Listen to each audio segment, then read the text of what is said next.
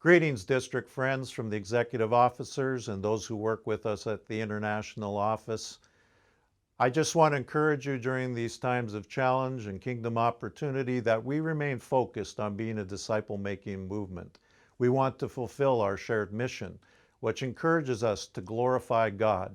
And I want to encourage you at this time, now more than ever, we need to know that the fear of the Lord is the beginning of wisdom. The knowledge of the Holy One brings understanding, especially in these times, how we should act, how we should speak, and how we should live.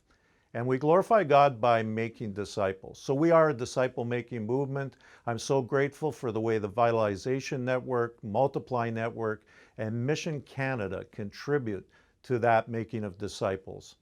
We do proclaim the power of the gospel, and I'm grateful for those who continue to remind us about truth, good theology, like the Theological Study Commission and its good work, and also the development of family-based materials for online discipleship of families. God has given us a new day, and we want to take advantage of it.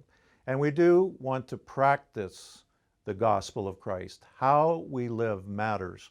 And so we are committed that every man, woman, whether you're young or old, whether you're of different ethnicities, different abilities and backgrounds, we want to see everyone have a place at the Pentecostal family table and live out their calling of God.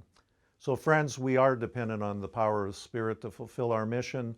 Let's cooperate with the movements of prayer that are taking place. Let's have a renewed hunger for the Spirit. And let's celebrate the avalanche of good news that we are hearing and making available to you through our communications. God bless you. Hi, friends. There are two items I wish to focus on in my report to your district conference. 2020 was a remarkable year in the Pentecostal Assemblies of Canada, in spite of the obvious challenges. While donations to all areas in the Pentecostal Assemblies of Canada were down, the decline was only 7.5%.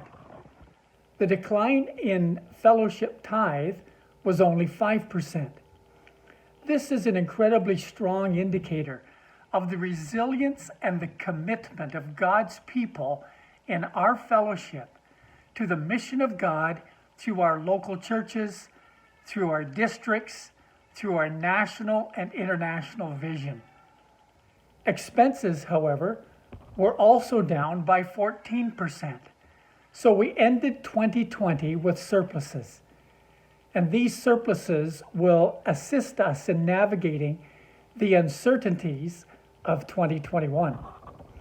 As well, from the 2019 ACLR report, we reported an increase of 4.5% in total number of people served in the PAOC, along with a 3.3% increase in attendance at primary worship gatherings.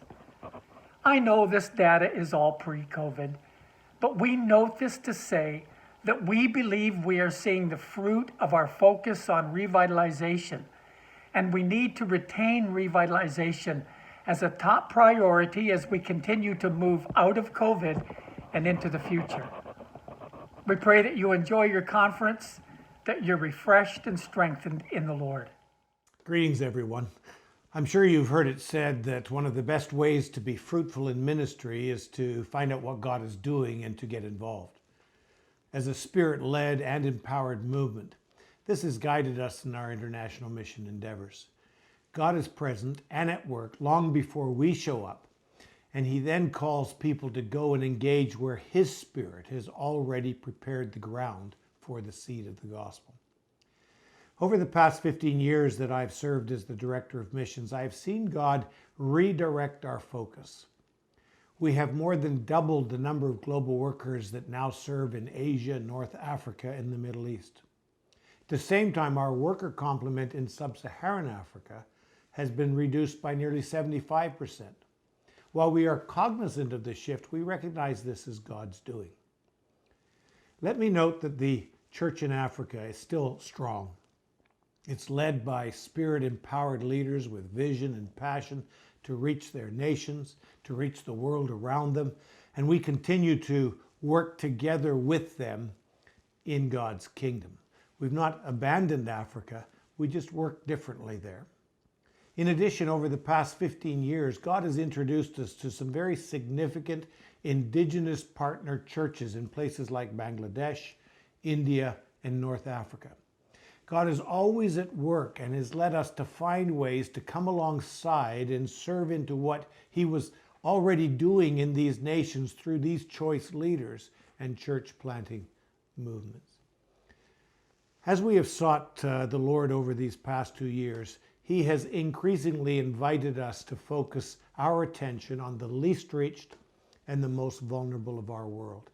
The 3.1 billion with little or no access to the gospel, and the 3 billion who live on the margins of society. Our prayer is that the Lord will continue to help us to be a Spirit-led people who find out what God is doing in the world and make ourselves available to Him. Thanks for all your support of International Mission. God bless.